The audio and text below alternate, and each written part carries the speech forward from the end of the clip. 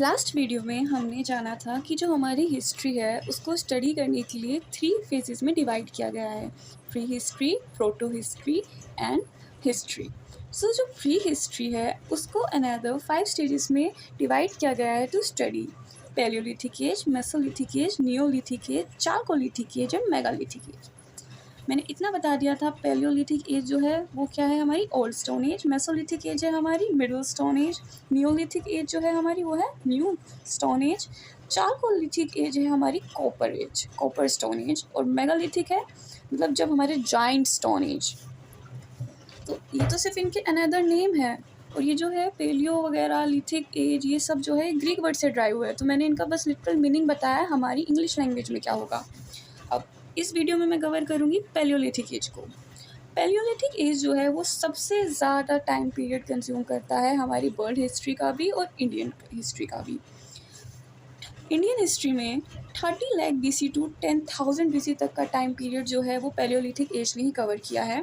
और इसको स्टडी करने के लिए फर्दर 3 स्टेजेस में इसको डिवाइड किया गया है। और इसका डिवीज़न हुआ है अलग अलग बेसिस पे, like stone tool technology, climate and human development. इन सब के बेसिस पे हमारे हिस्टोरियंस ने पैलियोलिथिक एज को 3 फेजेस में डिवाइड किया है। सो स्टार्ट करते हैं। पैलियोलिथिक एज, ये एक ग्रीन वर्ड है। पैलियोलिथिक, पैलियो का मीन्स होता है ओल्ड, लिथिक का मतलब होता है stone, means old stone as. ये लॉन्गेस्ट फेज है ह्यूमन लाइफ का। वर्ल्ड हिस्ट्री का 52% कवर करता है ऑलमोस्ट। और इंडियन हिस्ट्री का तो 99.5% टाइम पीरियड यही कवर करता है। British geologist and archaeologist Robert Bruce Foote को father of prehistoric archaeology in India कहा जाता है, क्योंकि उनके एक्सहिबिशन के दौरान उन्होंने तमिलनाडु के पल्लावरम डिस्ट्रिक्ट में पल्लावरम हैंडेक्स की खोज की थी, जो कि अपने आप में एक बहुत बड़ी डिस्कवरी थी। उन्होंने ये किया था 1863 में। देन हिस्टोरियंस ने 3 फेजेस में डिवाइड किया है, मैंने बता ही दिया। तो सबसे पहला फेज है हमारा लोअर पैलियोलिथिक एज। इसे बोलते हैं हम आइस एज। आइस एज किस क्यों बोल रहे हैं? क्लाइमेटिक कंडीशंस की वजह से। ये भी एक रीज़न है इसको डिवाइड करने का। मैंने बोला ना कि 3 फेजेस में डिवाइड किया गया था कुछ बेसिस पे। उनमें से एक बेसिस था क्लाइमेट। और उस टाइम जो है बहुत ही ठंडा क्लाइमेट था, तो उसे आइस एज इसलिए ही कहा गया है। और उस टाइम का ह्यूमन डेवलपमेंट कैसा था? वहाँ के जो उस टाइम के जो ह्यूमंस थे वो मेनली क्या थे? हंटर्स थे, गैदरर्स थे। वो एक तरीके से मतलब जैसे बोलते हैं ना, आदि मानव की भी स्टार्टिंग का फेज़ था, अगर प्योर हिंदी में बोला जाए तो।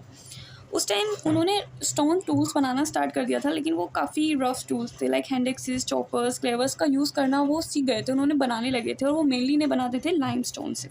ये सब टूल्स होते थे मेनली लाइमस्टोन के बने। नेवासा साइट जो है महाराष्ट्र में, वो है oldest lower Palaeolithic site.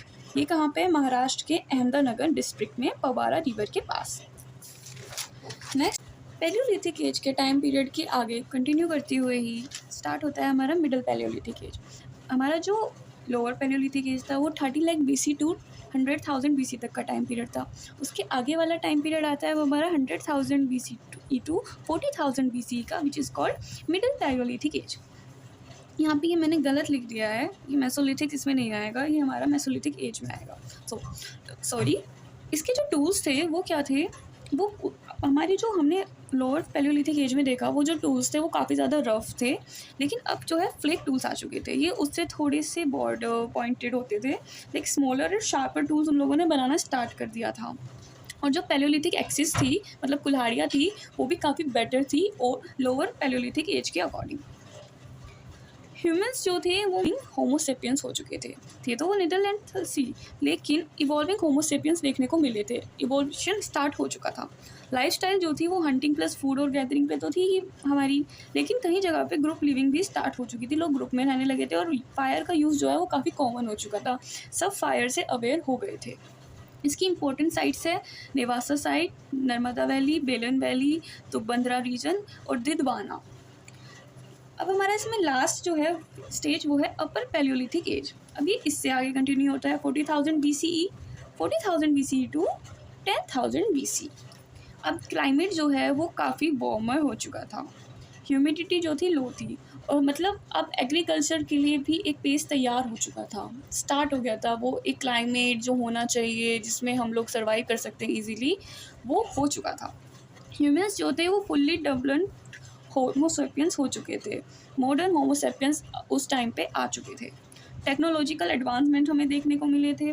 Fishing tools, needles, burnings, paddle sided billiards, pouring tools, ये सब उस टाइम पे बन चुका था और यूज़ होने लगा था। इसकी इंपॉर्टेंट साइट्स है भिम्बेटका, बेलन वैली, भांगोड़। जो भिम्बेटका है एमपी में, वो फेमस है अपनी रॉक पेंटिंग्स के लिए। सो एक छोटा सा रिवीजन, पेलियोलिथिक एज जो है वो कितना टाइम पीरियड कवर करती है, 30 लाख BC टू 10,000 BC। इसको हमने स्टडी करने के लिए 3 फेजेस में डिवाइड किया है कुछ बेसिस पे, क्योंकि इनकी क्लाइमेटिक कंडीशंस, ह्यूमन डेवलपमेंट और इनकी टेक्नोलॉजी जो थी वो अलग अलग थी। तो उनके बेसिस पे इन्हें 3 स्टेजेस में डाल दिया। पहला है लोअर, देन मिडल, देन अपर। सो जो लोअर पेलियोलिथिक एज है वो टाइम पीरियड कवर करता है 30 lakh BC to 100,000 BC। Middle जो है वो 100,000 BC टू 40,000 BC। एंड जो अपर पेलियोलिथिक एज है वो 40,000 BC टू 10,000 BC। लोअर को हम आइस एज भी बोलते हैं, ये हमें याद रखना है। अब नेक्स्ट वीडियो में हम क्या करेंगे, हम करेंगे मेसोलिथिक एज को, जो कि ज़्यादा टाइम पीरियड ही नहीं कवर कर रहा है, तो ज़्यादा टाइम भी नहीं लेगा, इसलिए मेसोलिथिक और नियोलिथिक एज को हम साथ में कवर कर देंगे। तब तक के लिए थैंक्स फॉर वॉचिंग, बाय।